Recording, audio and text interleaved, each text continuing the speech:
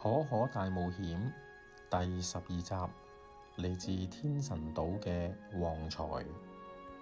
上一集呢，我哋講到可可同埋跳跳豬去咗嗰間混滿咗狗仔嘅房嗰度等加德里奧嚟。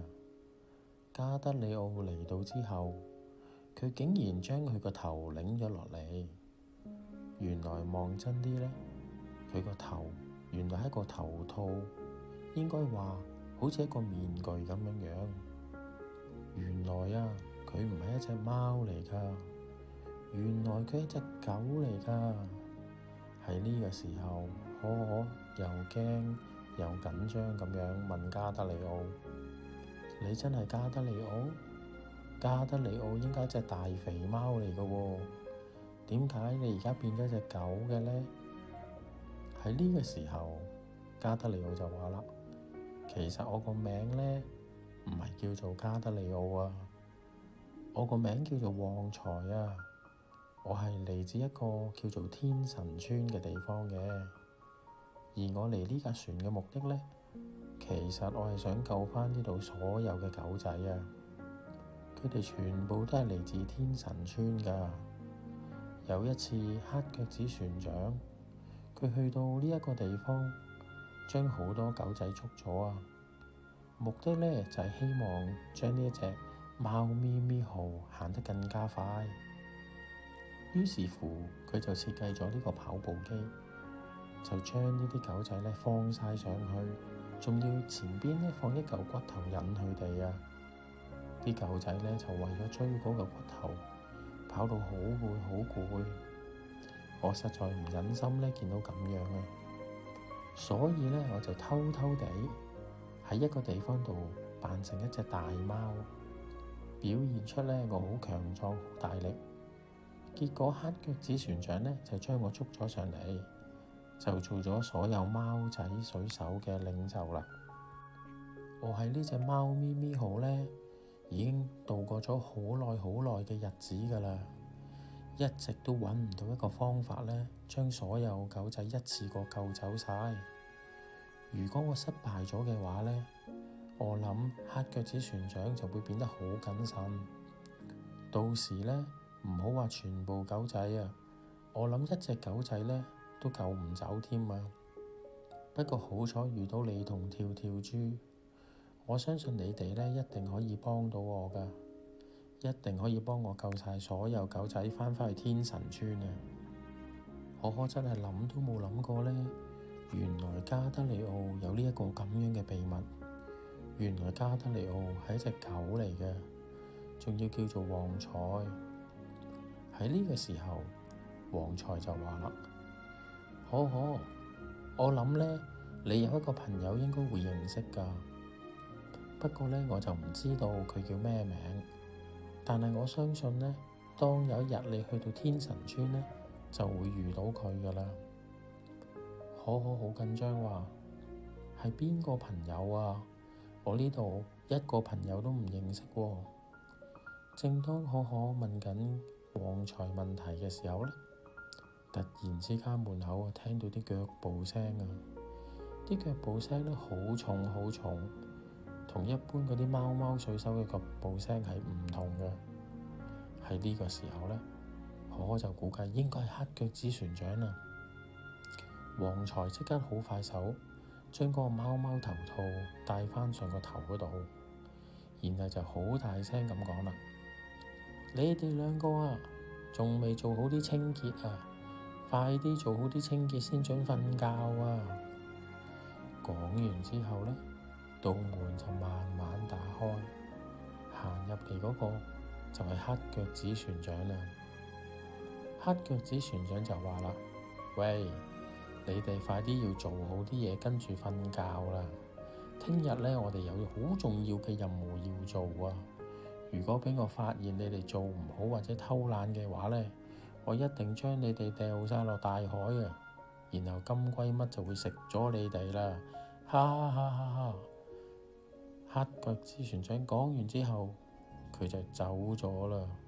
佢個樣真係好惡黑腳趾船長走咗之後，旺財就同佢兩個講啦：我哋再商量下，睇下幾時有機會呢，我哋就要行動啦。到時希望你兩個呢都可以獲得自由啊！講完之後呢，旺財就好快咁樣出返去啦。可可同埋跳跳豬呢，兩眼望兩眼，都覺得好不可思議啊！佢哋都經過咗一日好勞累啦。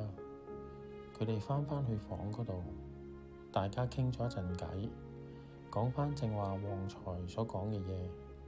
佢哋都覺得好莫名其妙，但係亦都覺得呢應該要幫助佢將所有狗仔救返去天神村。講下講下，佢兩個就瞓咗覺啦。到咗第二日，陽光呢透過窗呢照咗入嚟，佢哋兩個呢俾啲陽光呢照到隻眼呢好唔舒服，所以好早呢就醒咗啦。好簡單咁樣食完早餐之後呢，佢哋又上到去甲板嗰度。今日黑腳趾船長所講嘅重要任務原來係咩呢？原來啊，佢今日要去一個地方叫做鎖匙屋啊。呢個地方好特別嘅，佢唔係一個島，佢就係一間屋喺個海嘅中間。而呢間屋呢，就住咗一個人叫做鎖匙先生啊。呢個鎖匙先生呢，係可以製造全世界唔同嘅鎖匙㗎，仲可以製造全世界唔同嘅門啊！嗰啲門呢，甚至大到呢，好似一座高山咁大，細到呢，可以好似一隻老鼠咁高。原來黑腳趾船長呢，要去一個好遠好遠嘅地方，而呢個地方呢，佢需要透過呢個鎖匙先生呢，先至去到嘅。黑腳趾船長呢，就叫可可同埋跳跳豬跟住佢。佢哋兩個呢，坐住一隻好細好細嘅小船，就去到呢個鎖匙屋嗰度啦。黑腳趾船長用佢個木棍呢，好大力咁樣敲個門。喂，鎖匙先生，你快啲開門啊！你再唔開門呢，我就用啲大炮炸爛你間屋噶啦！喺呢個時候，呢間屋仔入邊呢，就傳嚟一把好微弱嘅聲音，佢就話啦：知道啦，知道啦，我而家嚟開門啊！可可覺得好奇怪，呢間屋咁細，點解佢開門開咁耐㗎？呢間屋細到好似我屋企個廁所咁大啫喎，隻手一舉起就掂到道門啦。隔咗一陣呢，有一個人攞住一把鎖匙喺門口邊開門。嗰啲鎖匙應該呢就好大好多，因為似乎呢，佢揾咗好耐先揾到嗰條鎖匙啊。可可一直都聽到嗰啲鎖匙碰撞嘅聲音。當呢個鎖匙先生開門嘅時候，可可嚇咗一跳啊！跳跳豬呢，甚至呢好唔相信佢見到嘅嘢。佢哋見到咩呢？當呢道門一打開啊，佢哋見到一道好長、好長、好長、好長嘅走廊啊，長到呢比呢間屋呢遠遠都要長啊，就好似去咗另一個世界咁樣樣。鎖匙先生就話啦：你哋入嚟啦，我帶你入去坐下飲杯茶啦。啲海風真係好大啊，又好凍啊！黑腳趾船長同可可同埋跳跳豬就入咗去呢間屋嗰度啦。呢個鎖匙先生呢，好有趣嘅，佢戴住一頂帽，一副眼鏡，咬住一個煙斗，而佢條頸呢就掛滿晒好多好多嘅鎖匙啊！仲有呢，佢隻手揸住一支拐杖，不過嗰支拐杖好有趣嘅，嗰支拐杖呢係用鎖匙做成嘅。然後佢就一拐一拐咁樣，同可可、跳跳豬同埋黑腳趾船長呢，就向屋入邊嘅方向行入去啦。當佢行入去嘅時候呢，可可望到牆嗰度有好多唔同嘅鎖匙掛住咗，亦都有好多唔同嘅照片啊！嗰啲照片顯示嘅地方呢，可可都唔認識嘅，但係佢見到有啲地方呢就好有趣嘅。有啲地方嘅形狀咧就好似一個蘿蔔咁樣樣，有啲地方嘅形狀咧就好似好高好高嘅大廈，有啲地方嘅形狀咧就好似一個金字塔咁樣。每一個地方咧都好特別嘅，每一個地方佢都未去過，而佢相信呢啲地方咧其實就係呢個世界唔同嘅島啦。行咗好耐好耐之後咧，鎖匙先生就坐低咗一張凳嗰度，嗰度好似一個客廳咁樣樣。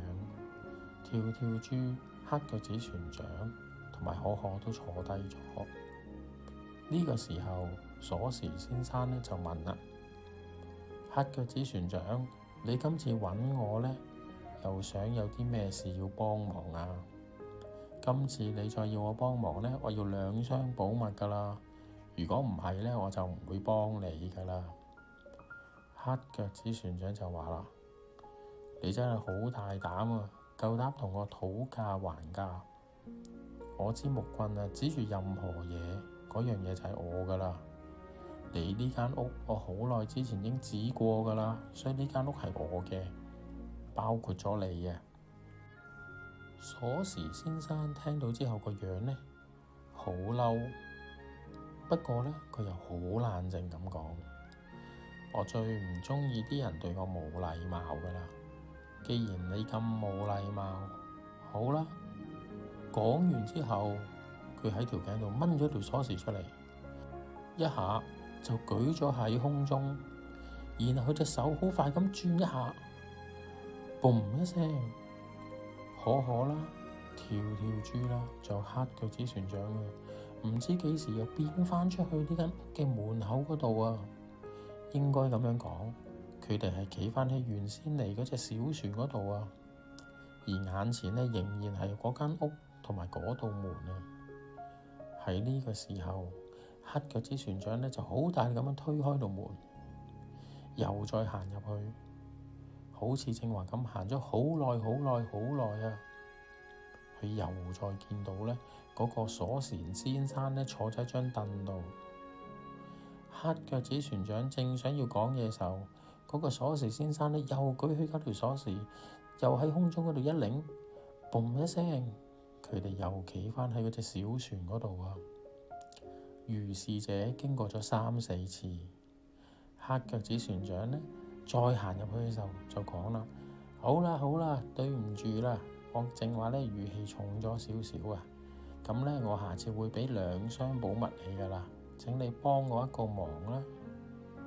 可可心諗，真係估唔到都有咁霸道嘅黑腳趾船長呢會同人低聲下氣啊。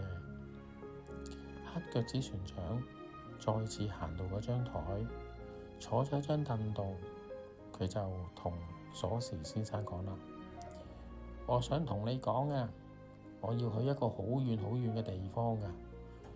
雖然貓咪咪號好快啊，但係我要立即去到啊，所以請你幫助我啦，我一定會俾2箱寶物你嘅。講完之後呢，嗰個鎖匙先生就話啦：你去邊一度啊？你去邊一度咁遠要我幫手啊？我而家呢唔單止要2箱寶物啊，你正話實在太冇禮貌啦，而且浪費咗我好多時間啊！我而家要4箱寶物啦。講完之後，黑腳趾船長嘅面都紅晒啊！佢呢正想發嬲嘅時候，就停咗落嚟。可諗呢，佢一定係唔想再行咁遠，行咁多次啦，所以今次呢，佢忍住咗佢嘅脾氣啊。喺呢個時候，黑腳趾船長就話啦：我要去巨人島啊！我要去巨人島嗰度啊！佢哋啲寶物一定係好大噶啦，去嗰度啊，一次過攞晒我想攞嘅財寶啊！可聽完之後呢，嚇咗一跳，可心諗：哇，淨係一條麵包都好似鯨魚咁大。如果黑腳趾船長想要一個寶箱，呢隻船啊都唔會載得落啦。點解咁貪心噶？講完之後呢，鎖匙先生就喺佢頸嗰度攞咗一條好特別嘅鎖匙出嚟，嗰條鎖匙係所有鎖匙之中最大嘅。鎖匙先生就話啦：你想去巨人島啊？冇問題啊！呢條鎖匙就係去巨人島嘅鎖匙啦。不過你想去嘅話呢，你一定要揾到一樣好重要嘅嘢，你先去到啊！黑腳趾船長聽到之後呢，就好奇怪啦。乜嘢話？乜唔係有條鎖匙就可以去到啦咩？咁究竟係啲乜嘢啊？可同跳跳豬都好出奇，似乎佢哋嘅旅程呢，又有一啲變數啦，又會去一啲佢哋想象唔到嘅地方，同埋一啲想象唔到嘅經歷。咁究竟黑腳趾船長仲要啲乜嘢先至可以去到呢一個巨人國呢？我哋下一集再講。